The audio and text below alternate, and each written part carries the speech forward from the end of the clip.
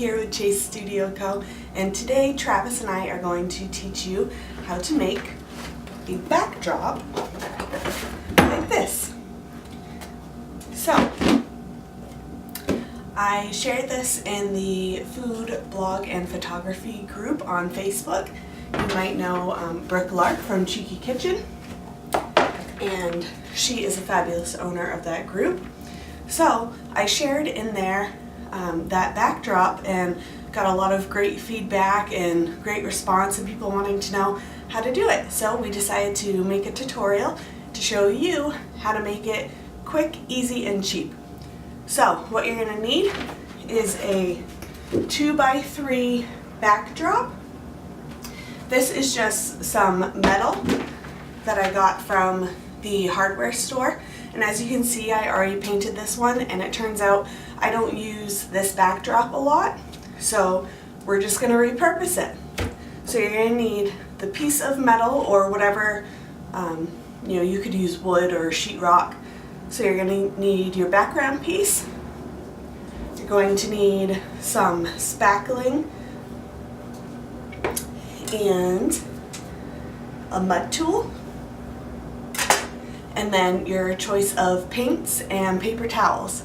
So we're going to get started, and Travis is going to be my man behind the scenes and show you how to properly spackle this.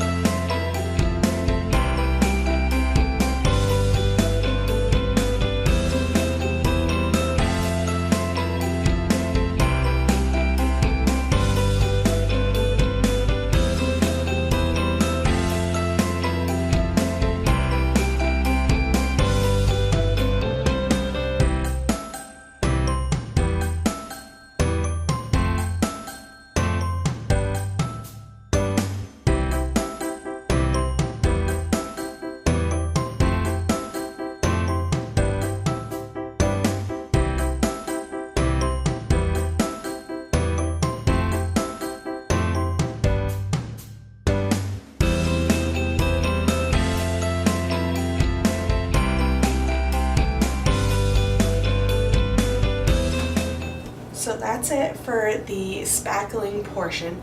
So as Travis wanted me to remind you, what you're going to do is you're going to lay a thin coat of it across the entire sheet. Not too thin, but you want it to be relatively thin, but enough to cover the whole board. And then the technique to get this kind of splattery, kind of what I would call a watercolor look, you're going to take your tool and you're going to go across the board in multiple directions, but you're not going to put too much downward pressure. You're going to keep the pressure relatively even, and as you kind of build up the layers, you'll start to see this splotchiness, and you're going to do short strokes with it. So now that this is done, the spackle that we have is pink when it's wet, when you lay it on, and then when it's dry it actually turns white. And it takes about a day. Sometimes we'll do this at night, and then we'll just come back to it in the morning and it'll be nice and dry and ready to paint. Alright, so I'll meet you back here when we're ready to paint it.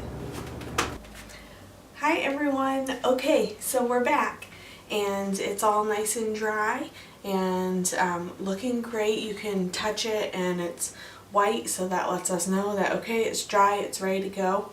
So all I'm going to do is I'm going to take some white acrylic paint, some black acrylic paint, because I want to go for a lighter gray color on this one. And I'm going to have my plate, my foam brush, and paper towels. And I mean, the foam brush, you really don't even need that. Just a good set of paper towels will help you out here. So I'm going to get working on this. First I'm going to lay down a base coat of a light gray. I'm kind of going for a granite / concrete feel on this one. So I'm going to do a base coat, a very light thin base coat of a solid gray, and then I'm going to go back over it with my paper towels and sponge in some texture. So I'm going to change the camera around so that you can see exactly what I'm doing, and we'll get started.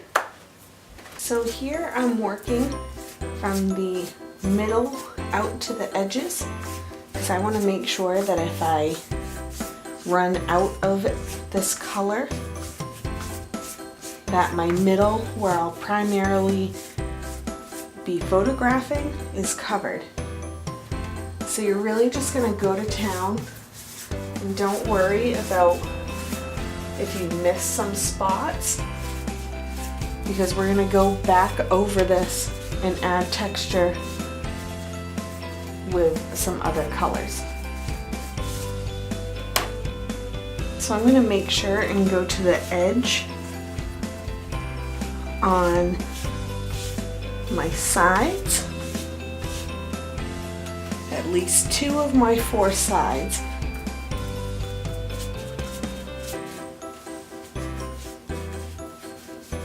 That way I don't have any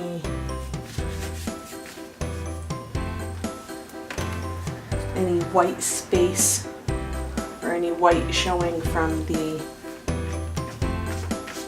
plaster. And just like we did with the plaster, don't be afraid to go in a whole bunch of different directions with the paint, just to add even more texture.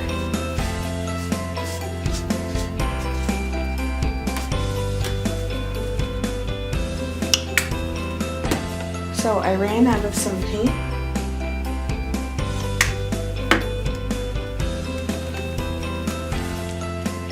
As you can see, and so what that is going to mean for me is I'm going to mix up another batch, but it might not be the same ratio in colors as the first one. So that's why it's good to start in the middle and work your way out to the edge, because now if I have a slightly different color going on the edge, you're really not going to be able to tell. It won't be a big deal. And that's pretty close in color anyhow. But then I can actually blend it in. Whereas if I had started at the top and worked my way down, I wouldn't be able to blend it as easily.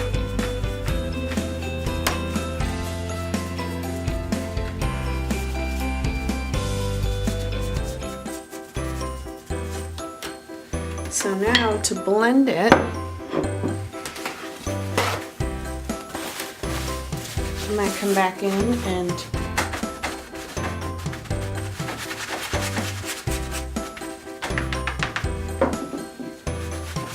just kind of rough it up a little bit. So I'm just going back and forth. And then kind of sponging a bit.